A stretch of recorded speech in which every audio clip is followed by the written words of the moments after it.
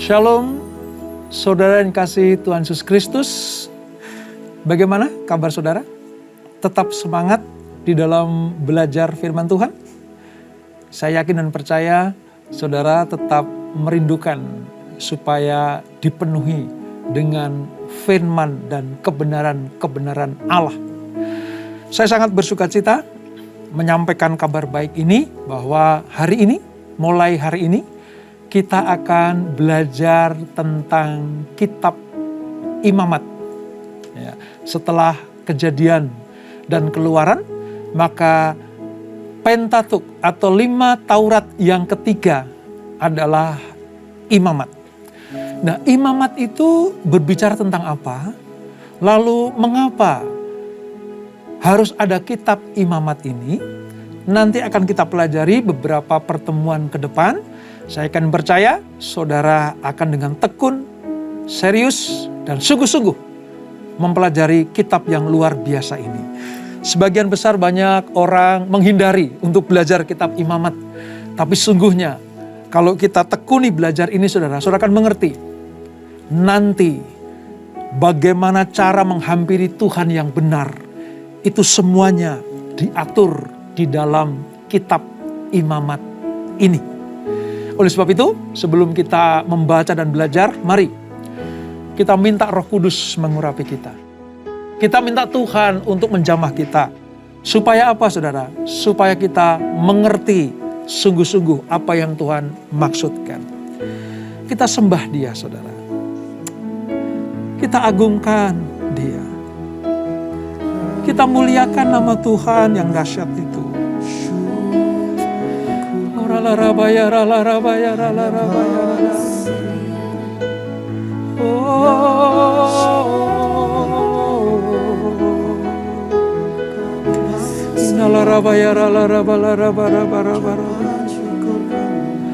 Kami bawa korban kami kepadamu.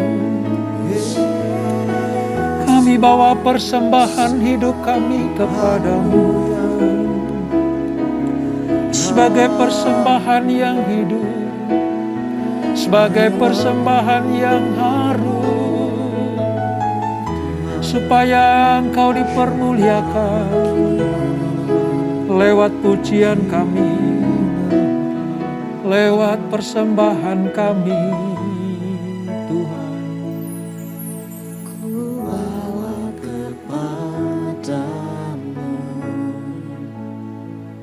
oh Tuhan, persembahanku ini. Ku ingin Engkau menerima korban syukurku melalui pujian.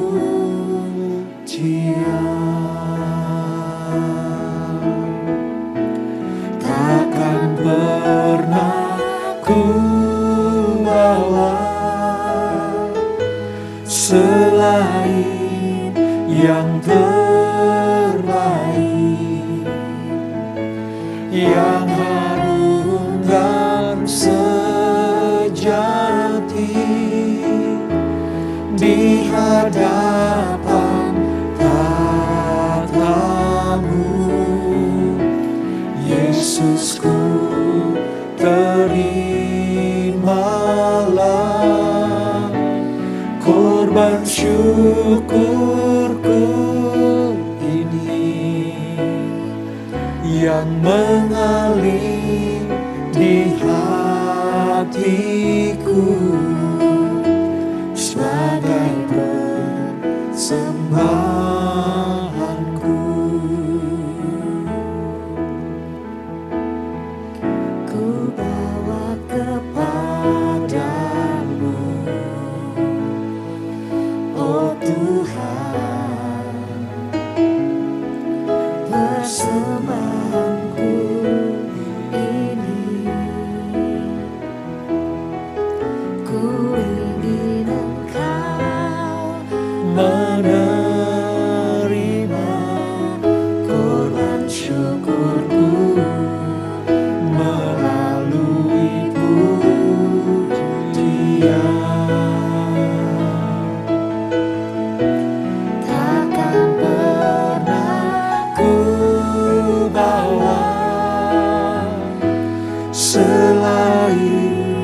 yang terbaik, yang harum dan sejati di hadapan tatamu.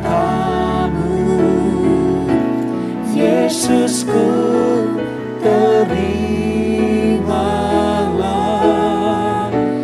korban syukurku ini yang mengalir di hatiku sebagai persembahanku.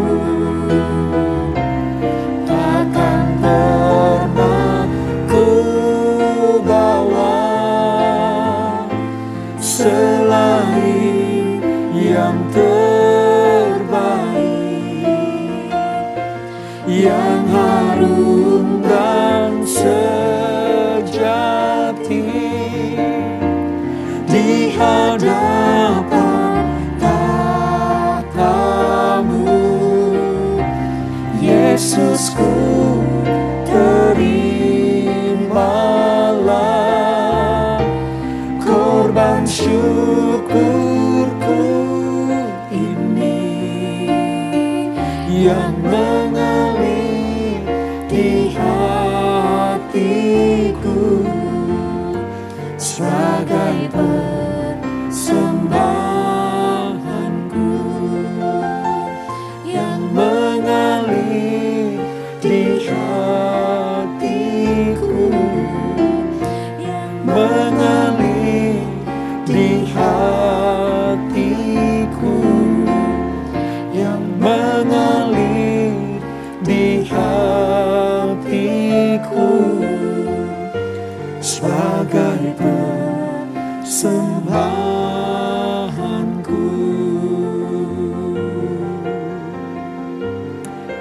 Ya Tuhan, ya Yesus,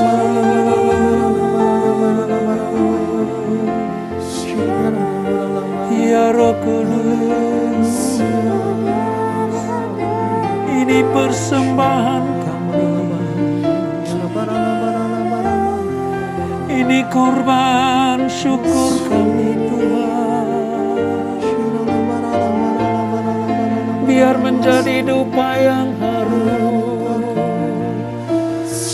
di hadapan-Mu.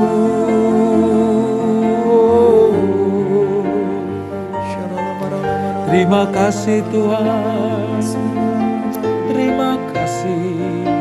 Segala pujian dan syukur hanya bagi-Mu Yesus.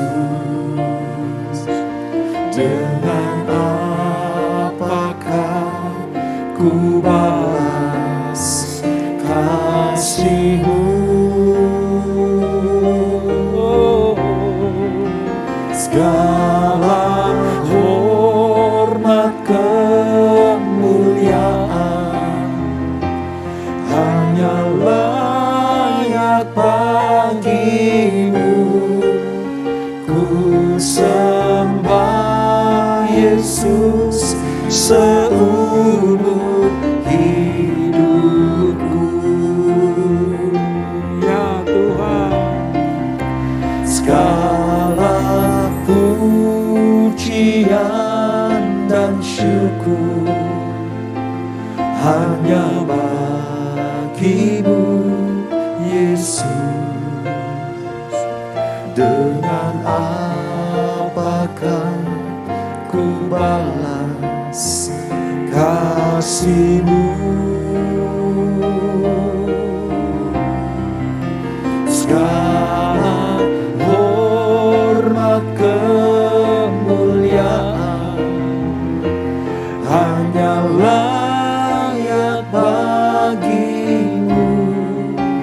Ku sembah Yesus seumur hidupku.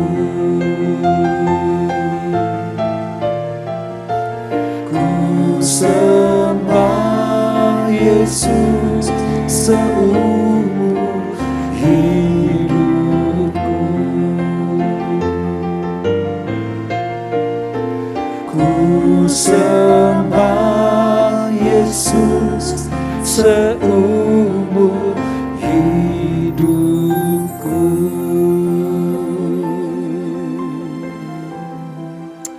Ini pernyataan iman kami ya Tuhan, bahwa kami hanya mau menyembah Engkau satu-satunya Allah yang hidup, Allah yang benar, Allah yang membawa kami kepada keselamatan yang kekal itu. Janji iman kami kepada Engkau, bahwa persembahan kami, korban-korban kami, hanya kami mau bawa kepada Engkau. Dan biarlah itu Kau perhitungkan sebagai persembahan dan penyembahan yang berkenan kepada Tuhan. Ini kami Tuhan, ini hidup kami, ini seluruh eksistensi kami. Kami letakkan di mezbah untuk kami persembahkan bagi Tuhan. Pikiran kami, hati kami, seluruh waktu kami, bahkan semua yang ada dalam hidup kami bawa kepada Engkau. Dan itu menyenangkan hati-Mu. Terima kasih Bapa. Engkau akan berfirman, di mana kami akan belajar tentang kitab imamat, supaya kami mengerti akan kehendak-Mu. Kami akan dibukakan rahasia-rahasia firman Allah.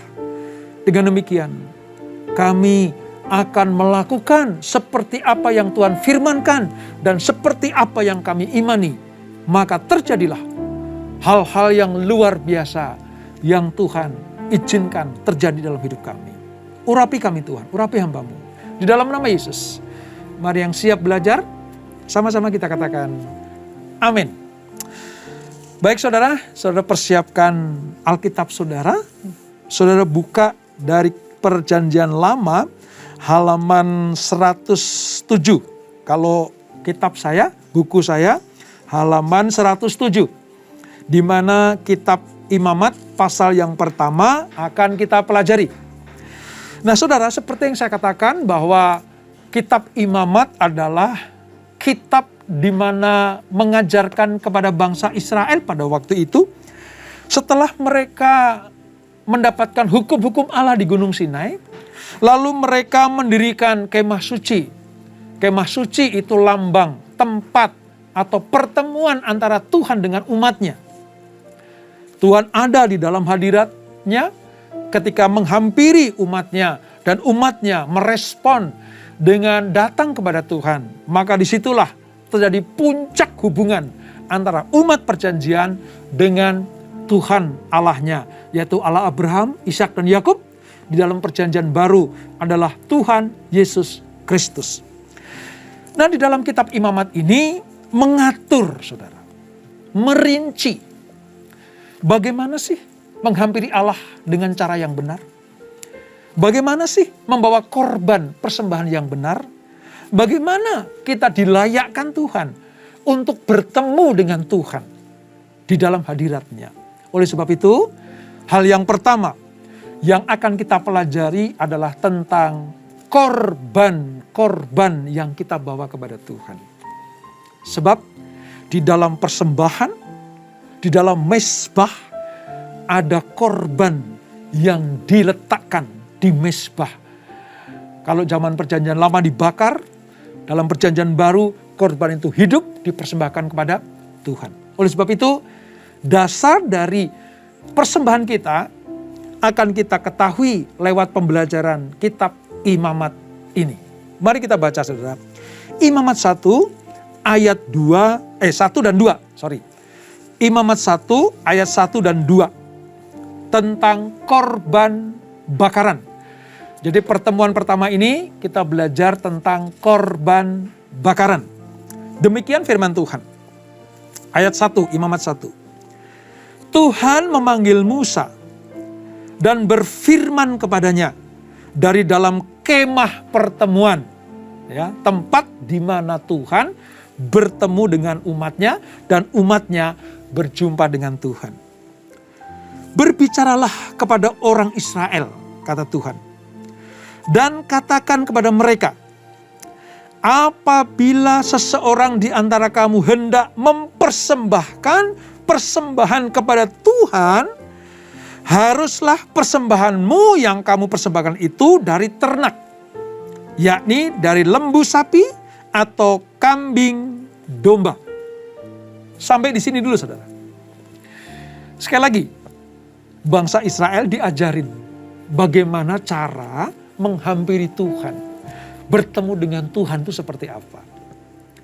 Saudara kalau ingat apa yang saya katakan beberapa pertemuan yang lalu, bahwa bangsa Israel lah satu-satunya bangsa yang diatur oleh Tuhan bagaimana cara beribadah, bagaimana cara menyembah Tuhan, bagaimana cara membuat tempat atau kemah suci, bagaimana cara menetapkan imam, dan bagaimana caranya juga membawa korban persembahan. Satu-satunya bangsa yang semuanya aturan datang dari Tuhan, direct langsung dari Tuhan. Itu bangsa Israel. Nah pada kitab Imamat ini Tuhan mengajarkan bagaimana cara membawa korban yang benar. Dan yang pertama adalah korban bakaran. Mengapa saudara? Karena bangsa Israel harus mengikuti standar kehidupan yang kudus yang ditetapkan Allah bagi mereka. Korban seperti apa? Binatang apa? Bagaimana cara mempersembahkannya? Bagaimana cara menyajikannya? Itu diatur oleh Tuhan. Standarnya harus standar Tuhan. Kan kalau agama-agama lain atau bangsa-bangsa lain, cara untuk menghampiri Tuhan pakai standar mereka, standar manusia. Pakai ukuran-ukuran manusia dan mereka nggak tahu Allah suka atau tidak, Allah berkenan atau tidak. Tetapi kalau kitab Imamat mengajarkan kepada kita, datangnya dari Allah, caranya datang dari Allah, dan kalau kita melakukan dengan tepat dan presisi, maka Allah pasti akan disukakan. Itulah keuntungan kita belajar kitab Imamat, saudara. Supaya nanti di perjanjian baru, standar-standar kehidupan yang kudus, standar-standar korban yang benar itu seperti apa. Tapi sebelum kita belajar di kitab perjanjian baru, kita lihat dulu fondasinya, cara korban yang benar itu seperti apa. Nah perlu saya jelaskan di sini saudara. Ada 5 persembahan digambarkan dalam kitab Imamat dari pasal 1 sampai pasal 7. Ada 5. Saya sebutkan ya. Nomor 1. Persembahan korban bakaran yang hari ini akan kita pelajari. Yang kedua, persembahan korban sajian. Itu Imamat 2. Besok kita akan pelajari. Lalu yang ketiga, korban persembahan keselamatan. Itu Imamat 3. Yang keempat, korban atau persembahan korban penghapus dosa. Itu pasal yang keempat. Dan yang kelima, persembahan korban penebus salah. Jadi ada 5 tadi. Ya. Dari yang pertama, kita belajar tentang korban bakaran. Dari Imamat 1, ayat 1 sampai dengan ayat yang ke-17. Nah di dalam korban bakaran ini saudara, ada satu ketetapan dari Tuhan. Setelah kemah suci berdiri, Allah berkenan hadir di tengah-tengah umat Israel. Maka mereka diajarkan. Ini ya, korban bakarannya ini. Tujuannya apa saudara? Tujuan korban bakaran adalah supaya menyenangkan Allah. Dan kita dilayakkan untuk datang, bertemu, memuji Tuhan, dan mengucap syukur kepada Dia. Dan ini saudara, dilakukan oleh bangsa Israel sejak dari adanya kemah suci. Sampai dengan nanti bait suci sebelum dihancurkan oleh Titus pada tahun 70 Masehi. Yudaisme atau mereka menganggap sebagai keturunan Abraham, Ishak dan Yakub. Ketika mereka datang kepada Tuhan, maka korban bakaran ini selalu dilakukan. Tujuannya apa? supaya menyenangkan Tuhan, dipersembahkan untuk menyenangkan Allah. Dan kita dilayakkan untuk bertemu dengan Tuhan. Nah, kalau kita pelajari, kita baca seterusnya, saudara. Di ayat 3 itu menyatakan begini. Ada 3 jenis korban yang harus diberikan menurut kemampuan ekonomi seseorang. Yang pertama, di ayat 3, lembu. Jika persembahannya merupakan korban bakaran dari lembu, jadi yang pertama, golongan orang-orang yang berpunya. Orang-orang yang memiliki harta berlebih. Mereka harus mempersembahkan apa? Lembu. Atau sapi. Ya. Yang akan dipersembahkan kepada Allah di kemah pertemuan. Itu yang pertama. Yang kedua, kalau dikatakan kelas menengah, maka mereka mempersembahkan kambing atau domba. Di ayat yang ke-10. Jikalau persembahannya untuk korban bakaran adalah dari kambing domba. Yang pertama lembu sapi, yang kedua kambing domba. Yang pertama untuk golongan yang atas atau orang yang kaya, yang kedua untuk yang menengah. Nah, yang ketiga, saudara, kalau memang golongannya golongan strata rakyat biasa, maka yang dipersembahkan kalau nggak kuat lembu sapi, nggak kuat kambing domba, maka dipersembahkan adalah burung tekukur atau merpati. Ya, di ayat berapa? 14. Jikalau persembahannya kepada Tuhan merupakan korban bakaran dari burung, ya, di sini dikatakan burung tekukur atau burung merpati. Nah, dari sini kita bisa melihat dari segala strata bangsa Israel, dari yang kaya, menengah, sampai yang mungkin tidak berpunya atau golongan strata paling bawah, semuanya harus membawa korban bakaran.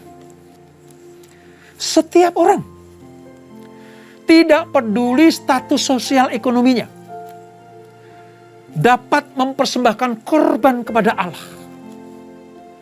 Ya, mungkin semakin sederhana itu menyatakan urutan-urutannya.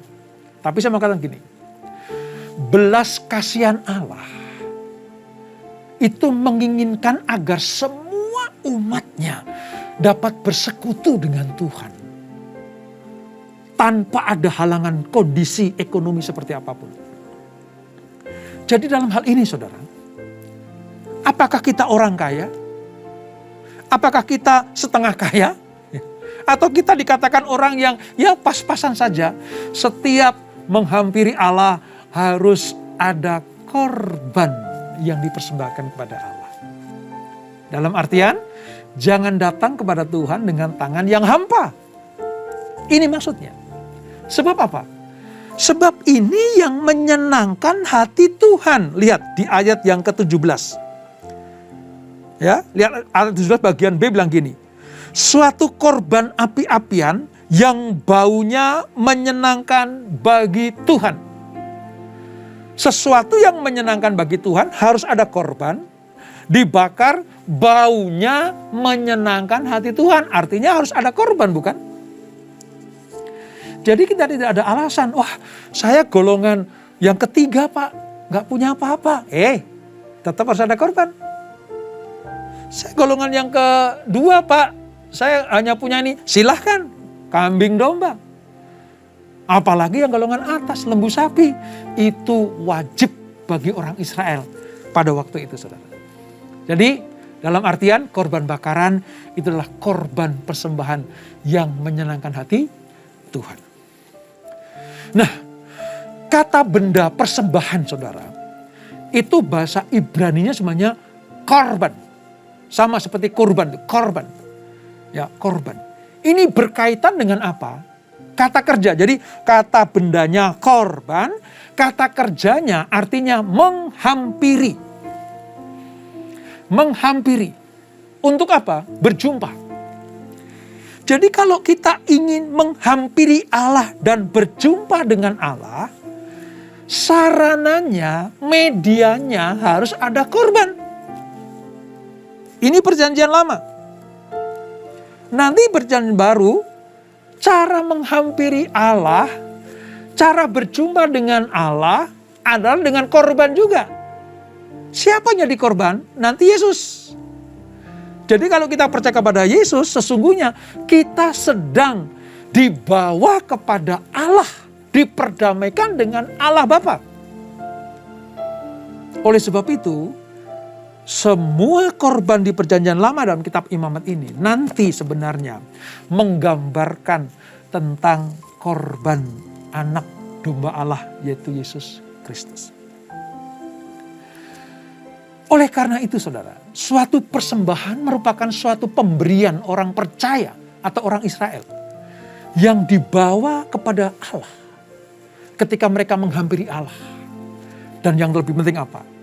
Ketika menghampiri Allah, ada kenikmatan persekutuan untuk menerima berkat-berkatnya. Ingat itu saudara. Semua golongan harus datang kepada Allah dengan meletakkan korban bakaran. Mau lembu sapi, mau kambing domba, atau bahkan burung tekukur atau burung merpati. Semua lapisan masyarakat kalau datang kepada Allah harus membawa korban bakaran. Nah, ketika datang kepada Allah, kita disebut sebagai orang-orang yang menyembah Allah. Persembahan kita sebagai penyembah Allah itu mengungkapkan rasa syukur dan iman kita kepada Allah. Sama seperti bangsa Israel di kitab Imamat bagian pertama ini, dalam pasal pertama ini.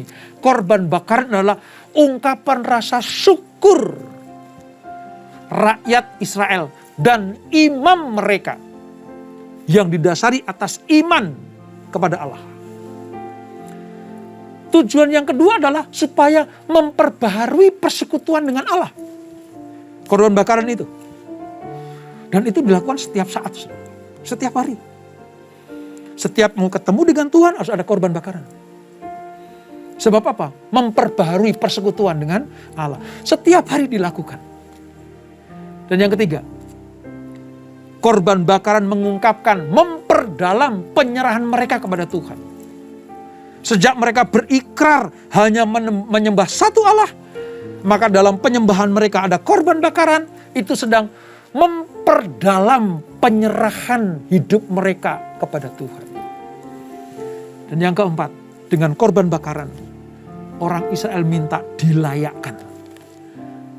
Tuhan, biar layak kami bertemu dengan Engkau. Tuhan, biar layak kami berjumpa dengan Engkau. Tuhan, biar kami layak bersekutu dengan Engkau. Itu makna korban bakaran dari Imamat pasal yang pertama ini, saudara. Nah, perlu saya sampaikan juga, ya, mengapa Allah harus mewajibkan bangsa Israel membawa korban-korban ini, saudara? Mengapa Tuhan mengharuskan mereka untuk mempersembahkan, mengajar bangsa Israel supaya membawa korban-korban ini? Beberapa hal ingin saya jelaskan buat kita semuanya. Sebab pada dasarnya manusia adalah makhluk berdosa yang layak dihukum mati. Jadi kalau saudara ingat persembahan, ingat korban, saudara harus ingat bahwa sesungguhnya kita ini layak dihukum mati. Sebab Allah tidak bisa menerima manusia dalam keadaan berdosa. Maka untuk melayakkan itu, ini perjanjian lama ya saudara, perjanjian lama. Maka kita harus membawa korban. Supaya apa? Supaya dosa-dosa kita, pelanggaran kita, kesalahan kita, itu dihapuskan oleh Tuhan. Itu yang pertama. Mengapa harus membawa korban persembahan? Yang kedua, di dalam korban persembahan, lihat tadi ya, tiga-tiganya itu adalah binatang. Sebab binatang yang dipersembahkan harus disembelih, harus ada korban darah yang tercurah. Sebab tanpa penumpahan darah tidak ada pengampunan. Nanti pada saat kita belajar tentang kitab Ibrani, saudara, dalam pasal yang ke-9, khususnya ayat 22, menyatakan tanpa darah tidak ada pengampunan. Berikutnya, mengapa perlu persembahan? Ini untuk memperdamaikan.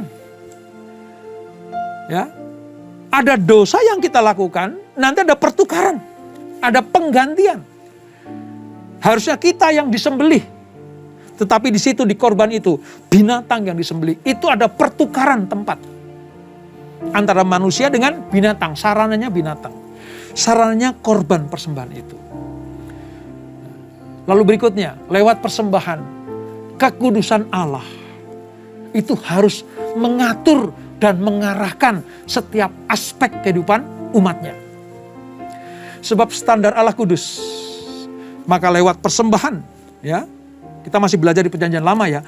Lewat persembahan di perjanjian lama itu, maka kita yang berdosa dilayakkan untuk ketemu sama Tuhan yang kudus itu. Allah ingin bermurah hati.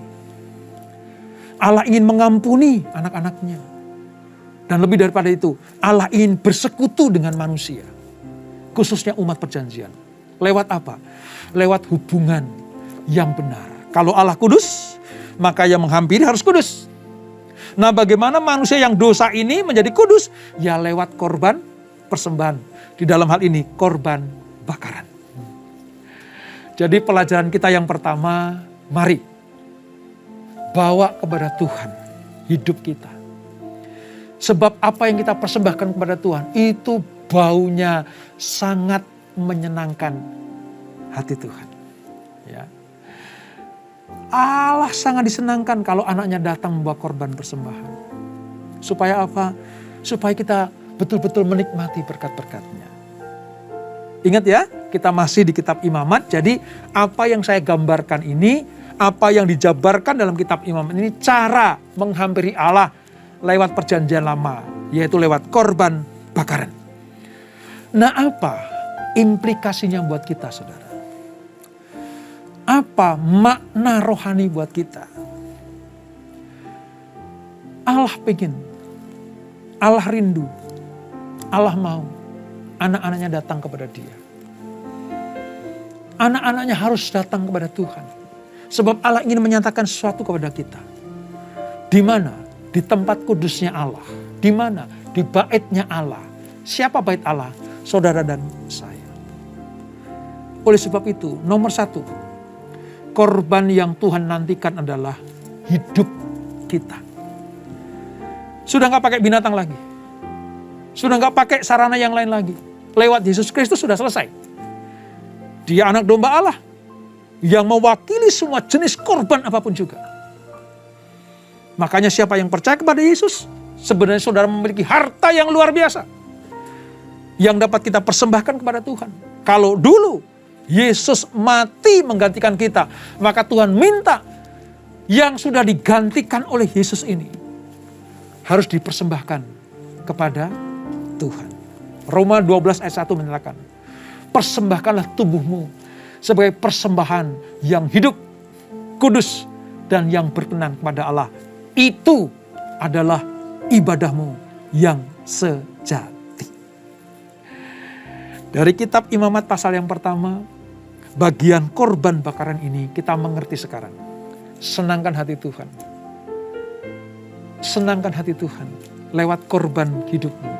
Maka Allah akan menyatakan kemuliaannya buat kita semuanya. Dan itulah korban bakaran yang kita pelajari. Kita tundukkan kepala.